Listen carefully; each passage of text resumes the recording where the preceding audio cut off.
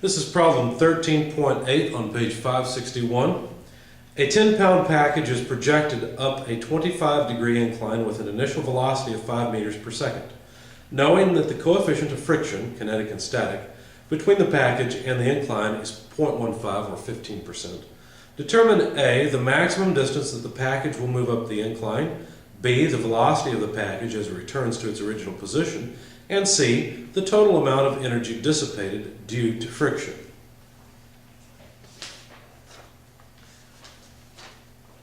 Okay, so let's begin writing down the givens. They are mass, 10 kilograms, coefficient of friction mu, 15%. Of course, the figure is pretty straightforward, so I won't copy it down here. We're supposed to find how far up the incline it goes and the final velocity once it comes back, and essentially the work of friction from A to B plus the work of friction from B back to A. So this is the friction work. Because friction will always remove energy from the package, and so as the package goes from A to B, friction's removing energy, from B to A it's removing friction, or it's removing energy, and that frictional energy removal is equal to the energy lost. So that's what they've asked us to find. Okay, so if we draw a free body diagram of the package as it's going up the incline, let's not make the incline quite so steep, then there will be friction acting downward. There will be a normal force acting this way. Weight will be acting downward. And that should be it. So we're going to use a coordinate system that's rotated this way. And so from A to B going up the incline, the kinetic energy at A plus the work, or the sum of the work done in going from A to B, is equal to the kinetic energy at B. Of course, we know the package ends at rest, so that's 0. And there are two forces that do work through a distance. One is the component of the weight acting down the incline, and the other is the friction also acting down the incline. So, let's see, basically what we've got then is, let's just go ahead and expand it since you realize that it's a sum. So the kinetic energy at A would be 1/2 mVA squared. Now we need to subtract off weight delta Y, okay, because that will be the gravity work, which of course will be negative because delta Y is going to be positive. And we haven't figured out what delta Y is yet, but we'll do that in a minute. And then minus the frictional force times the distance that it moves up. Now, that was one of the things we were asked to find, is how far up the incline that the box moves. Now, one note, we need the angle of the incline, and so I'll just add it to the free body diagram. The angle of the incline is 25 degrees. It's on the figure, but we'll need to work with it, so I may as well reference it. Okay, so anyway, this sum is 0, and notice that x doesn't just appear here, it appears here, because if the package moves up the incline a distance x, then it will also move up a relevant distance, or a related distance, delta y, in the y direction, where, once again, this angle is 25 degrees. So those two are related to each other. Now, how are they related? Well, since the delta y is opposite of the angle, then we know that delta y over x must be equal to sine of 25 degrees. Okay. So, solving for delta y, we could simply say that this term is negative mg, and instead of delta y, we will write x sine of theta. Now, I'll use theta temporarily since I'm working in symbols. Now, the other thing we need is the frictional force. We need F. We don't know the frictional force, but we do know that the frictional force will be equal to the coefficient of friction times the normal force. And the normal force would be this other component, or it would be equal to this other component of weight. So weight in the y direction. So this would just be mu mg, but not all of the weight, just this component. The angle theta is right here. And so that would be a cosine relationship, so it's cosine of theta. So there's our frictional force. So this term we'll just replace as mu mg cosine theta x. So since x appears two places in our equation, we can solve for it. What I'll do is I'll simply take both terms to the other side, flip the equation around, and write mg x sine theta plus mu mg cosine theta x is equal to 1/2 mva squared. So the mass cancels in all the terms, as is normal, usual. And all we need to do is solve for x, so this is not too bad. Let's take the first term, say g sine theta plus mu g cosine theta equals 1/2, or let's do it this way, va squared over 2. Notice there's a g in both of these terms, so we can simply move the g into the denominator and get rid of it on this side. And then we see that x is simply va squared over 2 times sine theta plus mu cosine theta. Okay, so when we plug in the numbers, we were told initially that the velocity of A, I didn't write it down, but that was given. The velocity of A initially is 5 meters per second, so we'll get 5 meters per second squared here, divided by, and I forgot my g, I apologize, I forgot to copy down the g before.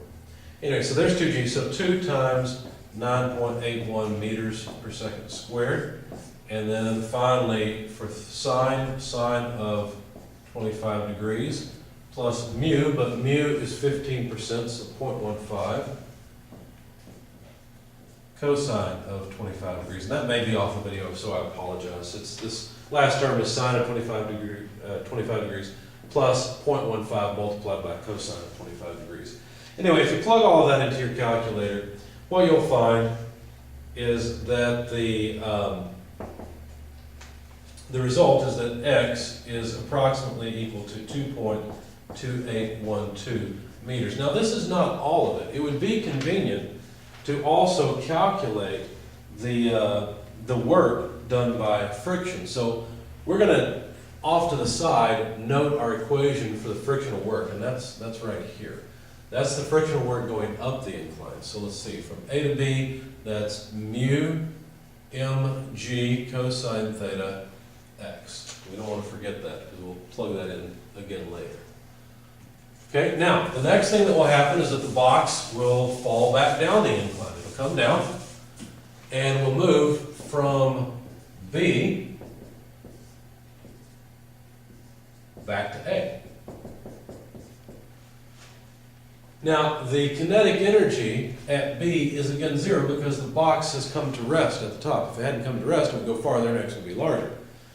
So now there's still two things. There's still friction and there's still gravity doing work here. So let's expand these terms. Again, we'll simply use negative W delta Y for gravity. Now notice that delta Y is a negative thing because the package is coming down the incline. So we're going to have a positive term here, but friction will still be negative. So the frictional force as we go from B back to A will be frictional force times x, whatever that distance is. Notice we don't know whether or not there's going to be any kinetic energy once we get back to A. There may be, there may not be, we may not even reach A. And so if we calculate that the velocity at A is, or if this kinetic energy at A is a negative number, then we realize that we just didn't have, the package didn't have enough energy to overcome friction and come all the way back down to A.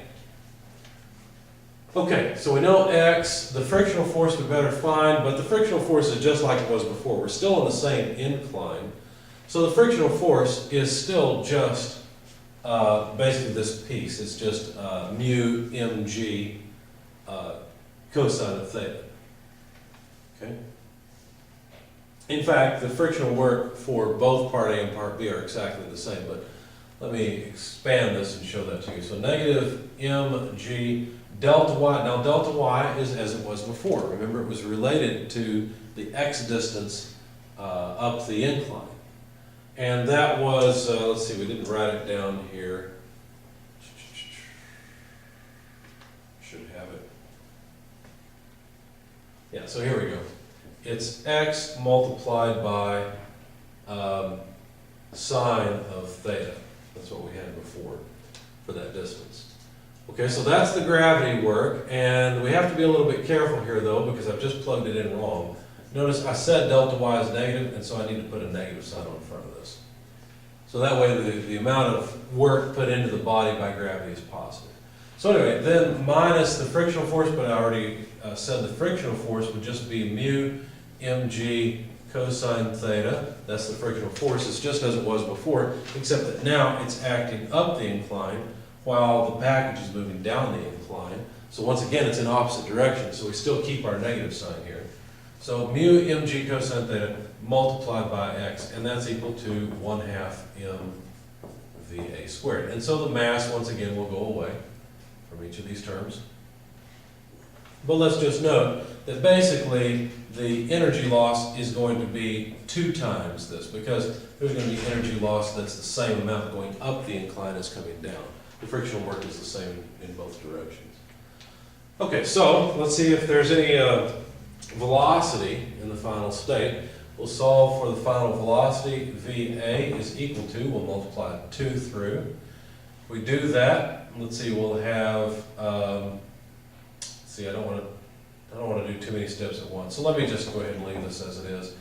Let's simplify this a little bit. We'll have common terms g and x. So g and x will come out. And then here we will have a positive sine theta. So that takes care of this whole term. And then here we've already pulled out the g and the x. We just need minus mu cosine theta. So that takes care of that side.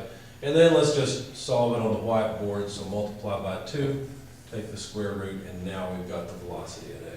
So g, 9.81 meters per second squared. We know x because we solved for it. I neglected to write it down, but I'll do it here. X equals about 2.2812 meters. And so x is 2.2812 meters. Sine of 25 degrees less mu, which is 0.15, cosine of 25 degrees multiplied by 2. Okay, let's see what our units are. Meters squared per second squared, so square root of that will end up with meters per second. If you plug this in your calculator, you should get about 3.582 meters per second. So there's the final velocity. And what you'd find is if you're trying to, if there was no kinetic energy at the end, what you would find is that you'd be trying to take the square root of a negative number, and you'd know that something was wrong, that it wasn't working out, that the box never reached A. But we actually get a positive number beneath the square root and then a velocity, a non-zero velocity. Now the question was, what is the frictional work? So this is the last part. This is part C. Okay, so let's solve this. We'll be done with this problem. The frictional work, or the energy lost, will be equal to 2 times mu, which is 0.15, multiplied by mg, which is just the weight. The mass was given as 10 kilograms. Notice we haven't used the mass yet, really.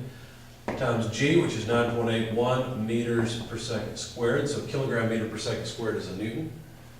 That's mg. Cosine of theta, this would be cosine of 25 degrees. And then x is the 2812 meters that we solved for earlier. So what will we have? We'll have newtons times meters, which sounds like a torque. But since this is energy, and we know it's energy, we know that a newton meter is a joule, so we'll just use the units of joules. So plugging all this into your calculator, you find that the energy loss is about 60.84 joules of energy. So there's our loss, half of it on the way up, half of it on the way